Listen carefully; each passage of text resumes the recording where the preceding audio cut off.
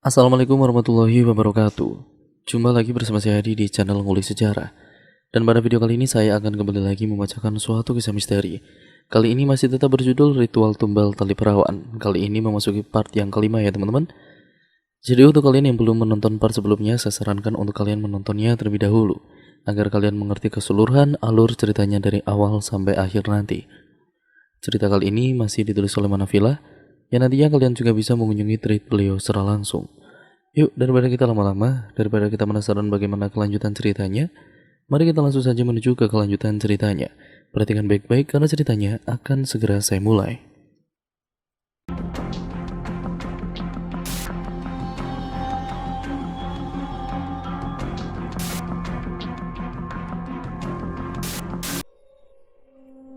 Tepat pukul 12.45, Dito sudah siap dengan jaket dan celana gelap untuk menyamarkan pandangannya. Sepelan mungkin dia beranjak untuk tidak menimbulkan suara. Dibukanya daun jendela, untung saja daun jendela kamarnya itu memiliki bentuk model bangunan lama, sehingga dengan mudah Dito langsung bisa melompat untuk keluar.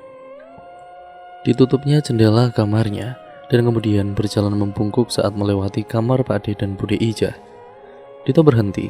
Dia mencoba mendengarkan jikalau ada suara-suara obrolan dari Bude Ijah ataupun Pak D-nya. Namun semua tampak sunyi, sama halnya dengan keadaan sekitarnya. Memandangi sekitar tidak terlalu begitu gelap. Pohon-pohon yang menjulang tinggi serta angin malam yang dingin justru malah membuat Dito merinding. Ih, ucapnya saat badannya tiba-tiba saja bergetar hebat. Sudah hampir 10 menit Dito berjalan. Dari kejauhan nampak ada sosok yang tengah berdiri di bawah pohon dan sedang menyandarkan punggungnya. Sama dengannya, pakaian yang dipakai pria itu terlihat menyatu dalam keremangan. Hanya terlihat titik hitam kecil warna merah saja, yang Dito yakini adalah bara api dari sebatang rokok. Arif, ucap Dito sambil menghela nafas dalam-dalam. Langsung saja kita ke sana. Lebih baik menunggu di tempat itu. Suara Arif sambil memberikan lotion anti nyamuk kepada Dito, yang langsung diterima oleh Dito. Dia tidak kepikiran jika di hutan nanti kemungkinan ada banyak serangga yang bisa saja membuat perbuatan mereka ini ketahuan. Tunggu sebentar Arif, ada yang ingin aku bicarakan, ucap Dito. Waktu kita tidak banyak, kita bicarakan sambil jalan saja, kata Arif, yang mulai melangkahkan kakinya menuju ke arah hutan. Dito hanya bisa mengikuti, atau sebenarnya jauh lebih nyaman untuk berbicara di hutan daripada di ujung desa. Berjalan beriringan, tidak ada satupun ucapan yang keluar dari bibir mereka. Makin jauh masuk ke dalam detak jantung Dito juga terasa semakin cepat. Gila, kemarin aku malam-malam kesini sendirian, batin Dito yang justru heran dengan kelakuannya waktu itu. Kau ingat Rif dengan wanita yang kukatakan kemarin? Tanya Dito saat mereka sudah mulai masuk ke dalam keremangan pohon. Wanita yang mana? Ucap Arif sambil masih berjalan menapaki jalan setapak. Ya, wanita yang kutemui, yang memberitahukan kalau akan ada tumbal lainnya. Kenapa dengan dia? Kata Arif yang mulai penasaran. Tidak ingatkah kau dengan cerita Mbok Sarmin? Kalau malam-malam sebelum kematian Ningsih, dia selalu memperlihatkan dirinya. Dan kemarin dia memberikan entah itu petunjuk atau wejangan. Aku tidak tahu, tapi bukankah itu aneh? Ucap Dito yang terus saja mencoba mengimbangi langkah kaki Arif yang mulai cepat. Arif berhenti tiba-tiba.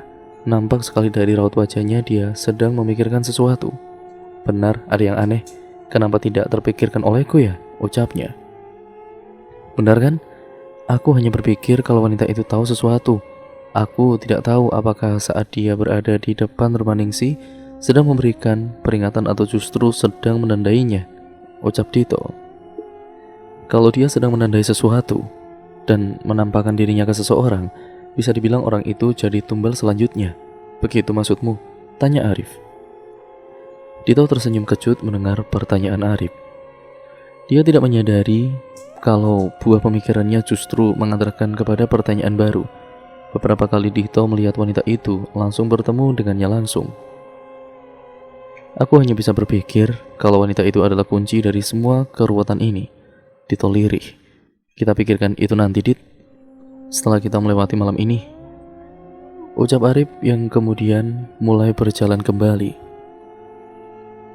Sudah beberapa lama mereka berjalan menyusuri jalan setapak. Dito sudah melihat pohon besar yang menjadi saksi perbuatan bejat budenya. Rip, yakin kita mau melihat ritual itu? Ucap Dito yang berjalan di belakang Arif. Arif langsung berhenti tiba-tiba. Sontak membuat Dito yang berjalan di belakangnya harus menghindar dengan melompat ke samping. Is, kalau ngerem bilang-bilang dong, ucap Dito sewot. Arif hanya terkekeh. Kalau memang ritual yang mereka lakukan seperti apa yang kamu ucapkan, lebih baik kita di dekat sini saja, Dit. Aku juga tidak mau menodai mataku dengan melihat adegan yang diperankan oleh budemu itu, ucap Arif dengan tampang yang sedikit aneh, seolah sedang melihat ada sesuatu yang tertinggal di pinggiran kloset.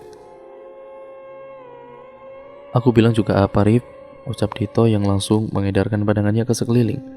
Namun berbeda dengan Arif, langsung saja dia menyibak semak-semak.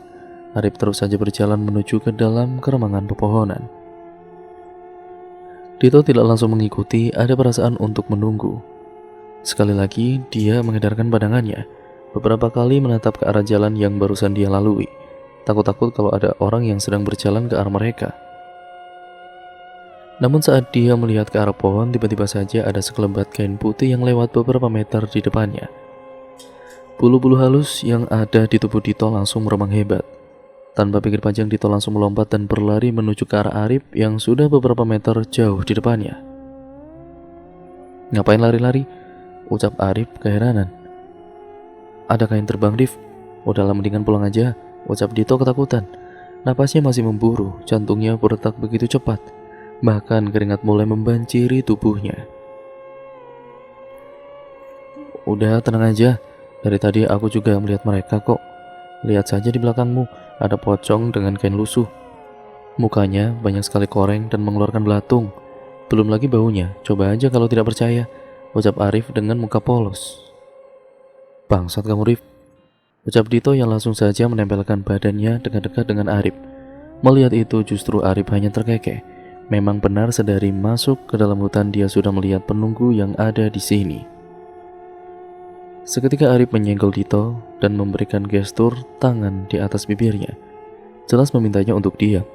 Dito yang masih ketakutan tidak bisa konsentrasi, sehingga tidak menyadari kalau ada suara-suara yang mendekat ke arah mereka. Setelah Dito diam dan mendengarkan, benar memang terdengar sayup-sayup suara langkah kaki dan obrolan yang lirih. Lambat laun suara langkah kaki itu semakin terlihat jelas atau terdengar dengan jelas. Dito benar-benar berharap itu bukan budenya, semoga itu adalah orang lain. Tetapi memang semesta sedang tidak mendukungnya. Begitu sialnya dia malam ini. Ya, tentu saja jantungnya terasa berhenti berdetak. Tubuhnya melemas tatkala yang Dito lihat justru malah membuat dirinya semakin drop. Bude Ica dan Pak De Marwanto sedang berjalan beriringan, persis sekali menggunakan pakaian yang semalam Dito lihat.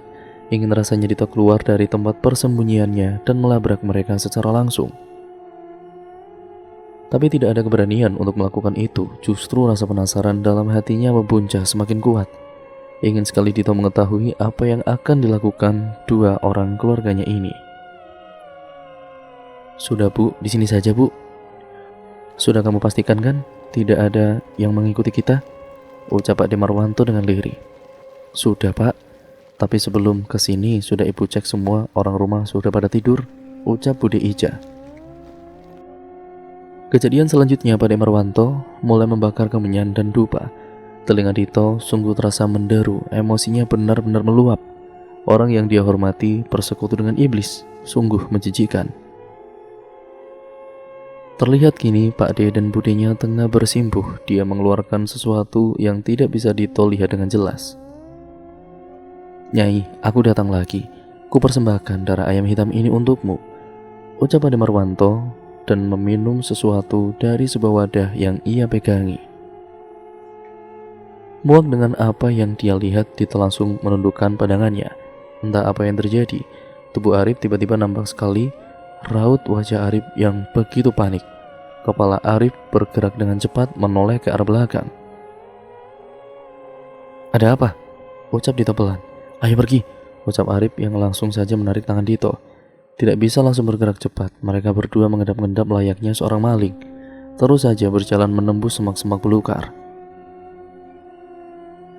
Dito yang merasa heran dengan apa yang sedang dilakukan temannya itu.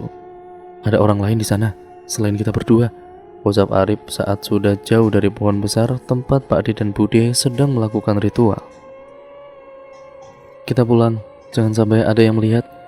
Kabut ini akan sedikit menghalangi pandangan, ucapnya dan langsung berjalan ke arah rumah Pak Kades. Dito yang terbawa suasana ikut panik. Yang ia ketahui ada bahaya yang sedang mengancam mereka berdua. Dito berjalan setengah berlari menuju rumah Nek Harjo. Selain memikirkan perkataan Arif, dia juga takut kalau tiba-tiba setan Ningsih jatuh di depannya seperti malam kemarin. Membayangkan saja sudah ngeri, apalagi harus dikagetkan dengan benda yang jatuh tapi bisa merintih kesakitan. Bergidik Dito langsung tunggang langgang mempercepat langkah kakinya. Sesamanya di depan jendela kamar tidurnya, Dito langsung saja memanjat masuk. Astaga, ucap Dito sambil mengatur napas. Tubuhnya merosot dan bersandar pada dinding. Dipejamkan kedua matanya, merekam setiap kejadian yang baru saja ia lihat. Perasaan Dito benar-benar kacau. Ya bagaimana tidak kacau? Ternyata laki-laki yang bersama Bude adalah Pak Adenya sendiri. Meskipun mereka pasangan yang sah dan boleh melakukan hubungan suami istri dimanapun. Tapi kenapa mesti harus menggunakan ritual seperti itu? Ucap Dito dengan lirih. Merasa pikirannya begitu penuh, Dito buru-buru mengambil rokok dan korek yang ada di kantung celananya. Dito terus berpikir apa yang harus dilakukan. Sialnya bukan mendapat jawaban, malah teringat dengan mantan kekasihnya Dinda. Sungguh ingin sekali Dito menceritakan semuanya pada wanita itu. Andai kau ada di sini, Din, ucap Dito. Mengucek matanya yang memerah, Dito berdiri dan segera mengganti pakaian yang ia kenakan. Buru-buru ia membuka pintu kamar dan beranjak menuju ke toilet. Baru saja Dito menutup pintu toilet, ia mendengar ada suara bisikan yang merambat masuk ke dalam telinganya. Sudah cepat masuk kamar, ganti pakaianmu. Jelas sekali suara itu berasal dari Pak De Marwanto. Bukannya malah diam, Dito justru mengambil air dengan gayung dan menyiramkannya ke dalam toilet. Seketika suara itu berhenti, hanya sayup-sayup ada suara pintu kamar yang ditutup. Budi sudah masuk kamar, batin Dito. Dito menunggu beberapa saat berpura-pura terus mengguyurkan air ke dalam toilet. Dirasa sudah aman, Dito bangkit dan membuka pintu kamar mandi. Dito kira Pak De Marwanto sudah beranjak, namun ternyata laki-laki itu masih duduk di amben dengan rokok yang terjepit di kedua tangannya. Loh, Pak De tumben jam segini udah bangun? Ucap Dito mencoba mengatur mukanya sepolos mungkin. Iya Dit, sakit perut. Mana kamu lama lagi? Sudah 2 kali Pak De bolak-balik ke kamar masih saja belum selesai. Ucapnya sambil terus menghisap rokoknya.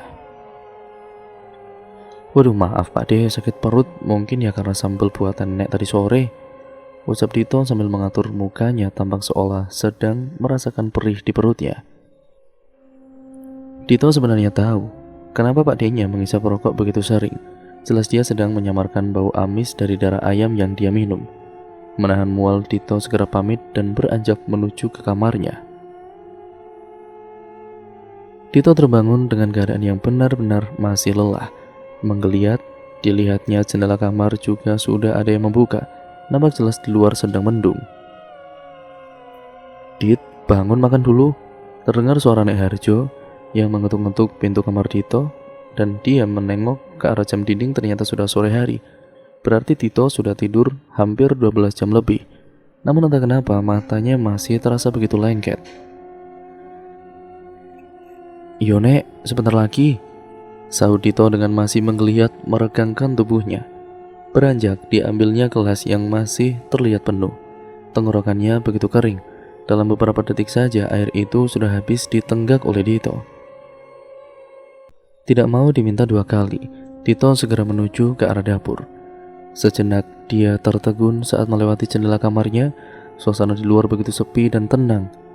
Padahal jam masih menunjukkan pukul 4 sore. Bahkan tidak ada semilir angin dan suara serangga yang biasa Dito dengar. Dit, duduk sini. ucap Pak D yang tengah duduk di amben dapur. Loh, enggak ke ladang Pak D? Tanya Dito dengan heran. Biasanya Pak D-nya baru akan pulang menjelang maghrib. Kalaupun siang pulang itu ya hanya sekedar untuk makan siang. Sudah tadi pengen di rumah cepet-cepet Dit, ujar Pak D yang dengan senyum yang Dito lihat lebih seperti seringai. Sebab Dito berpikir jangan-jangan Pak D-nya sudah tahu kalau semalam ia melihat ritual yang sedang mereka lakukan. Terlihat budinya juga tengah berada di depan kompor, sedang mengaduk-aduk sesuatu. Dit, kalau mau makan sayurnya ambil langsung di panci yuk, ucap Bude. Dito memperhatikan muka Bude begitu pucat. Bude lagi sakit? Tanya Dito penasaran. Tidak menjawab, Budenya hanya tersenyum dan langsung duduk di sebelah suaminya sambil menaruh mangkuk yang berisikan sup dan daging. Merasa tergoda dengan makanan yang dimasak Budenya, Dito segera beranjak mengambil mangkuk dan buru-buru mengaduk-ngaduk panci itu. Tapi ternyata ada sesuatu yang berat. Dito pikir itu adalah tulang iga. Brak, prang. Tiba-tiba saja Dito mundur sampai terjatuh. Anjing, ucapnya sambil merangkak mundur menjauhi panci yang baru saja dia aduk. Ada kepala wanita di dalam panci tersebut. Sekarang, dia langsung buru-buru menoleh ke belakang. Bude dan Pak D-nya kini sedang makan dengan cara yang sangat menjijikan. Tanpa sendok dan garpu, mereka mengambil nasi banyak-banyak dan langsung memasukkan ke dalam mulut mereka. Sontak Dito langsung berdiri. Dit, mau kemana? Makan dulu, ini lauknya dicobain, ucap Bude sambil menyerahkan benda merah dan Dito pikir itu adalah ari-ari bayi. Semakin paniklah Dito, mulutnya benar-benar terkunci. Dito langsung saja berlari ingin keluar rumah. Baru saja dia sampai di depan pintu dapur, tiba-tiba saja ada benda jatuh yang menggelantung tepat di depan matanya. Sebuah kaki, Dito yang menjerit. Dilihatnya sosok Ningsi tergantung tepat di depan wajahnya. Darahnya terus mengucur ke bawah. Berputar, Dito mencoba berlari ke arah yang ruang tengah, berusaha mencari pertolongan. Saat sampai di ruang tengah, dia melihat ada beberapa orang yang tengah berdiri mengerubungi sesuatu. Dilihatnya Arif, Pak Kades, dan Nek Harjo ada di sana. Mereka tampak pucat dan hanya memandangi sesuatu di bawah mereka. Nek, tolongin Dito, Nek, ucap Dito panik. Tidak ada jawaban. Rip, tolong Rip. Kembali Dito memanggil temannya dengan nada yang tinggi. Namun tetap saja tidak ada jawaban dari mereka. Dito kemudian mendekat. Namun sekali lagi dia mundur ke belakang sampai tercengkam. Ini dia melihat ada sosok wanita yang ditidurkan di tengah ruang tamu. Wanita itu tergeletak dengan posisi mengangkang, matanya melotot seolah sedang menyeratkan ketakutan. Kakinya mengangkang dan mengeluarkan darah yang berbau ame sekali. Uek. Seketika Dito muntah karena tidak kuat dengan bau busuk yang benar-benar menusuk hidungnya. Saat Dito melihat kembali ke arah wanita itu, tiba-tiba saja dia menolehkan mukanya dan tersenyum menyeringai. Mati. Dito tersentak bangun, nafasnya memburu, jantungnya benar-benar berdetak dengan cepat. Astagfirullah, ucap Dito berulang kali saat mendapati apa yang barusan ia mimpikan. Dito memejamkan matanya mencoba mengatur napas, bulir-bulir keringat jelas sekali nampak di keningnya.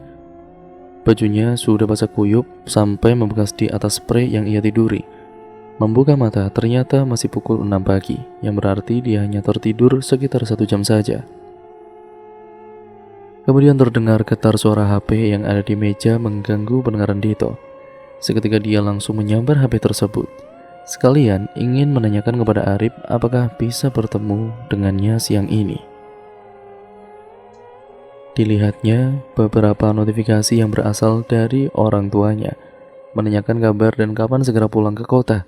Selama ini memang Dito tidak memberitahu mereka apa yang sedang ia alami di sini. Tidak mau membuat masalah menjadi semakin ruwet. Bisa kita bertemu siang ini? Membaca pesan yang barusan ia terima membuat Dito tersenyum lemah. Baru saja dia berniat untuk memberi kabar kepada temannya itu, tapi seolah Arif sudah mengetahui kalau Dito sedang mencarinya. Dito tidak langsung menjawab pesan dari Arif. Dia beranjak mengambil air minum dan langsung meminumnya. Perasaannya benar-benar tidak enak. Apa mimpi barusan berhubungan dengan ritual yang dilakukan Pak D semalam? Batin Dito dengan kacau. Menghembuskan napas, Dito kemudian menyambar rokok dan mulai membakarnya, berharap bisa sedikit menenangkan batin dan pikirannya. Aku tunggu nanti siang di tempat biasa. Dito membalas pesan teks yang Arif kirimkan tadi itu. Merasa pengap, Dito membuka jendela kamarnya. Dito terdiam sesaat, otaknya terasa bergerak lambat. Dito langsung melompat dan berlari ke arah jalanan. Dit, seketika Dito menolehkan kepalanya ke arah sumber suara. Saat kembali menoleh ke arah lainnya, wanita berbaju hitam itu sudah hilang dari pandangan. Nek Harjo dan Mbok Sarmin terkopoh-kopoh berjalan menuju Dito. "Ngapain kamu?" ucap Nek Harjo kebingungan. Apa nggak ngapa-ngapain, Nek?" ucap Dito sedikit panik. "Nggak ngapa-ngapain gimana, orang Nek lihat kamu itu lompat dari jendela terus langsung lari ke jalan kok. Mirip orang gila kamu," kata neneknya. Otak Dito berpikir dengan cepat untuk mencari alasan. "Oh itu, Nek, tadi lagi latihan kalau ada maling," jawab Dito dengan nyengir. "Kalau lagi latihan pas ada maling, penampilan kamu juga harus maksimal," ucap neneknya. Seketika Dito tersadar jika dirinya hanya memakai boxer dan kaos tanpa lengan. Tanpa menjawab ucapan neneknya, Dito langsung berlari dan kembali masuk ke dalam kamarnya melalui jendela. Melihat itu, nenek melongo dan menoleh ke arah Mbok Sarmin. "Cucuku sudah gila, Sar," ucap Nek Harjo dengan syok. Sedangkan Mbok Sarmin hanya terkekeh geli. Dito sudah berada di ladang. Sempat dia berpapasan dengan Pak D-nya, namun hanya sebentar kemudian lanjut berjalan menuju ke arah hutan. Di sana memang tidak banyak orang. Hanya sesekali saja ada warga yang keluar dari hutan membawa kayu bakar atau rumput untuk pakan ternak. Terlihat Arif sudah duduk sambil memainkan handphonenya. "Rif," sapa Dito. Arif menongak dan kemudian mengangguk. "Jadi semalam apa yang kau lihat?" Lanjut Dito. Dia masih penasaran dengan perilaku Arif semalam. "Ada seseorang yang ternyata juga sedang mengamati Pak Demu. Aku tidak bisa melihatnya dengan jelas, karena kau tahu sendiri kan suasana di sana seperti apa. Namun aku bisa merasakan kalau dia bukan orang sembarangan. Energi dari sosok yang ada di belakangnya benar-benar kuat," ucap Arif. Dito memandang Arif. "Jadi belum tentu pelaku semua ini adalah Pak Deku?" tanya Dito. Sedang Arif hanya menaikkan bahunya menunjukkan kalau dia tidak tahu. "Dengan apa yang kita lihat semalam, memang Pak D dan Bu Demu menjadi salah satu tersangka dari semua ini. Tapi kita juga tidak serta-merta bisa menuduh mereka. Kau tahu karena apa?" tanya Arif menyeringai. Dito diam berpikir. Kemudian dia berkata, "Karena sebagian dari warga desa juga melakukan ritual dengan memasang sajen. Tepat, sebagian warga di sini masih melakukan hal tersebut. Bisa saja memang itu ritual yang lumrah di sini." Aku tidak mau berbelit-belit. Masalah ini benar-benar membuatku penasaran. Siapa sosok dalang dari kematian Ningsi dan teror yang selalu mengganggumu? Ucap Arif. Ngomong-ngomong soal teror, Dito segera menceritakan tentang apa yang dia alami tadi pagi. Mimpi yang dia lihat lagi, sedetail mungkin dia menceritakan kepada Arif. Setelah selesai, Arif hanya diam dan menutup matanya. Dito tidak mencoba untuk mengganggu dengan apapun yang sedang ia lakukan. Tidak, itu bukan mimpi biasa. Memang sengaja ada yang sedang melakukan ini semua, kata Arif setelah diam beberapa lama. Sedangkan Dito hanya menghela nafas, seolah dia sudah tahu kalau memang itu adalah salah satu bentuk teror yang ditujukan kepadanya. Aku masih penasaran dengan wanita itu. Dan bagaimana bisa kita menemukannya? Begitulah ucap Dito, sambil dia memainkan kayu yang ada di depannya. Ya memang sulitlah mencari wanita yang bahkan kau sendiri tidak tahu itu siapa, ucap Arif. Tapi tak sadarkah kau, Rif? Dito kembali bertanya. Kini pandangannya menerawang jauh dan menoleh kepada Arif. Kalau Pak Dirman tidak menceritakan bagaimana semua yang dialaminya bisa selesai, jadi sekarang kita sudah mengantongi 3 orang, Pak Demu, Bu Demu, dan Pak Dirman, ucap Arif menyeringai. Dito kemudian mengangguk-anggukkan kepalanya. Dia sebenarnya sudah malas sekali dengan semua permasalahan ini. Ingin rasanya segera pulang ke kota. Bahkan tadi pagi dia sudah berniat untuk pulang saja hari ini. Dan Pak Amar, ingatkan sewaktu aku melihat Pak Deku dan juga dia berbicara di pohon itu, ujar Dito. Terut, terut. Dito segera mengambil HP yang ada di kantongnya. Tertera nama Pak De Marwanto yang sedang menghubunginya. Halo, di mana Dit? Pak De tunggu di saung yo. Tanpa menunggu jawaban dari Dito, Pak De Marwanto langsung menutup panggilan teleponnya. Dito bangkit dan memberitahu Arif kalau dia sedang ditunggu Pak D-nya di saung. Mereka segera berjalan menuju ke saung. Siapa tahu memang ada sesuatu yang sangat penting. Ada apa Pak D? Tanya Dito saat sudah di sebelah Pak D-nya. Entah ini perasaan Dito saja atau emang Pak D-nya terlihat gusar, tatapannya kepada Arif pun tampak menyelidik, walau dia memberikan senyum kepadanya. Ada warga desa yang meninggal. Pak D barusan dikabari orang desa dan kondisinya sama seperti Ningsih, ucap Pak D. Dito yang mendengar itu melirik Arif diam-diam. Ekspresi dari temannya itu begitu serius memperhatikan Pak De Marwanto. Apa yang kita bicarakan tempo hari di rumah Pak Prianto benar-benar kejadian. Sekarang kita tahu kalau memang ada orang yang sedang melakukan ritual setan itu. Lanjut Pak De Marwanto saat tidak ada yang menjawabnya. Bagi Dito yang semalam melihat kelakuan Pak D-nya, sebetulnya dia merasa jengah. Namun dia tetap berusaha untuk menampilkan wajah biasa saja di depan laki-laki tua itu. Ya terus gimana Pak D? Tanya Dito. Dia sendiri juga tidak tahu harus berbuat seperti apa. Meskipun sudah mengantongi informasi, namun titik terang juga belum ia temukan. Sekarang lebih baik kita semua ke sana yuk. Jangan sampai warga justru malah mencurigaimu. Tunjukkan kepada semuanya warga kalau kamu memang tidak memiliki keterkaitan dengan ini semuanya, Dit, ucap Pak D. Tapi sama saja Pak D, mereka akan tetap menuduh Dito sebagai dalang dari semua ini. Sekarang hampir tiap malam Dito selalu memimpikan Ningsih. Ditambah lagi jika ada warga yang meninggal dengan kondisi yang sama persis. Bisa saja Dito dihantui dua setan sekaligus, ucap Dito tanpa sadar. Kamu tiap malam dimimpikan Ningsih? Tanya Pak De Marwanto. Merasa bodoh karena keceplosan, Dito hanya menjawab dengan anggukan.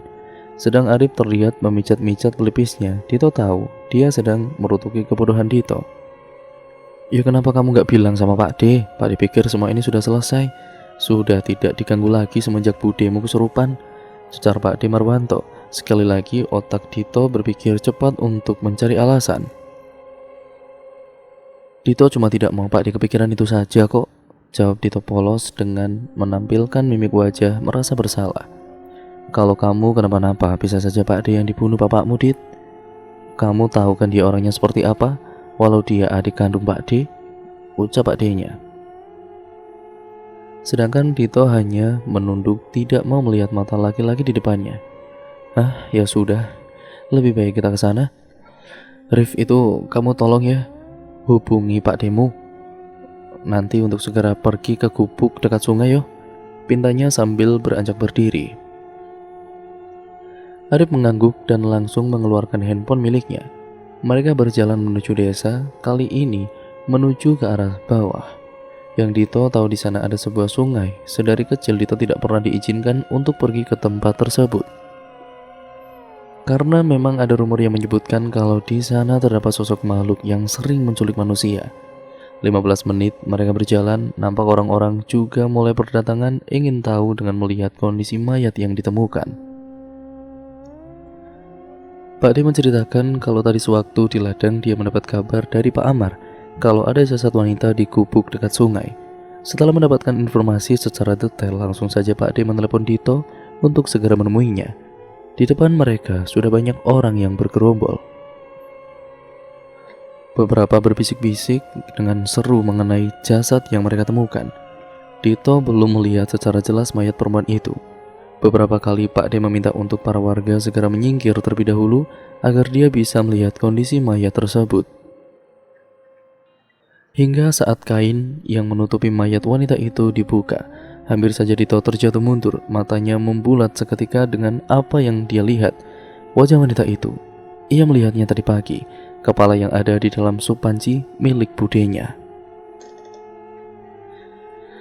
Kondisi mayat ini jauh lebih parah dari milik Ningsi.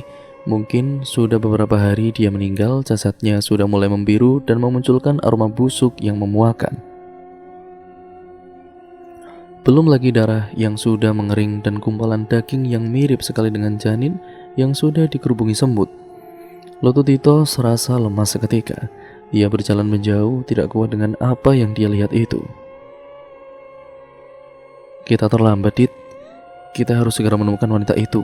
Nyawamu benar-benar bisa terancam kalau seperti ini, ucap Arif. Banyak pasang mata yang mengawasi Dito dan Arif, akan tetapi mereka tidak peduli dan tidak menoleh sedikit pun. Dito terus saja berjalan, sedangkan Arif mengekor di belakangnya. Pikiran Dito sangat kacau. Selain syok melihat mayat wanita itu, dia juga tidak habis pikir tentunya. Bagaimana mungkin ada kematian yang beruntun seperti ini? Dito terhenti tanpa sadar, ternyata mereka sudah sampai di depan gubuk. Diambilnya sebatang rokok dan mulai menghidupkannya. Pandangannya jauh lurus ke depan. Arif juga melakukan hal yang sama. Tidak ada obrolan yang keluar dari bibir kedua pemuda itu. Pemuda itu asik dalam pikiran mereka masing-masing. Apa yang harus kita lakukan, Rif? Ucap Dito sambil mengembuskan napas dengan kasar. Semuanya serba rumit. Aku benar-benar tidak bisa menduga siapa dalang dari semua ini. Hanya satu hal yang kupikirkan saat ini, jawab Arif. Dito menolehkan kepalanya kepada Arif, berharap ada solusi yang muncul dari temannya itu. Seperti yang kamu katakan, kunci dari semua ini sekarang hanya wanita misterius itu, ucap Arif yang menyadari kalau Dito tengah memandangnya. Merasa kecewa, Dito kembali memandang ke depan lagi. Desa ini sebetulnya indah, layak untuk dijadikan tempat untuk menyepi, tapi sialnya orang yang justru membuat itu semua menjadi rusak. Kita ke Pak Dirman. Saat ini orang-orang sedang sibuk melihat mayat wanita itu. Tidak akan ada yang memperhatikan kita, kata Arif. Ya sudah, ayo, ucap Dito yang sedang berdiri. Melihat semangat Dito, Arif pun tersenyum. Segera mereka melangkah menuju rumah Pak Dirman, berharap ada sedikit petunjuk yang bisa mereka dapatkan. Assalamualaikum, Pak Dirman, ucap Arif sambil mengetuk-ngetuk tangannya ke daun pintu rumah Pak Dirman. Cukup lama mereka menunggu sampai terdengar suara pintu yang terbuka. Nampak sekarang wajah Pak Dirman yang setengah bersembunyi di balik keremangan rumahnya. Ngapain lagi kalian kesini? Ucap Pak Dirman dengan nada yang terlihat khawatir. Dito yang mendengar ucapan Pak Dirman cukup kecewa. Tidak ada sambutan hangat laki-laki di depannya ini, seolah sedang kedatangan penagih hutang. Ada hal yang ingin kami tanyakan lagi, Pak. Boleh kami masuk? Ucap Arif. Sedangkan Dito hanya diam memperhatikan, sesekali kepalanya menengok ke kanan dan ke kiri untuk mengecek keadaan. Terlihat mempertimbangkan, akhirnya Pak Dirman mengizinkan mereka untuk masuk. Baik, cepat masuk, ucapnya sambil membuka pintu agar Dito dan Arif bisa masuk. Setelah mereka duduk, buru-buru Pak Dirman menutup pintu rumahnya. Apalagi yang ingin kalian ketahui? Tanya Pak Dirman. Langsung saja, Pak. Siang ini sudah ditemukan lagi satu mayat wanita di dekat sungai, Pak. Apa Pak Dirman tahu? Tanya Arif tanpa basa-basi. Laki-laki tua itu sejenak diam. Dia sudah menduga pasti kedua pemuda ini akan datang lagi kepadanya. Tidak langsung menjawab pertanyaan Arif, justru Pak Dirman sibuk meracik rokok tembakau miliknya. Aku tahu kalian pasti akan mengunjungiku lagi, apalagi dengan adanya kematian kedua, ucap Pak Dirman.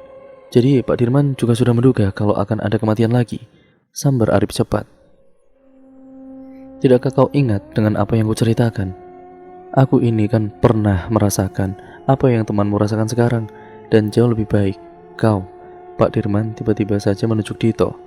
Pulang sekarang, tinggalkan desa ini sebelum semua terlambat, ucap Pak Dirman.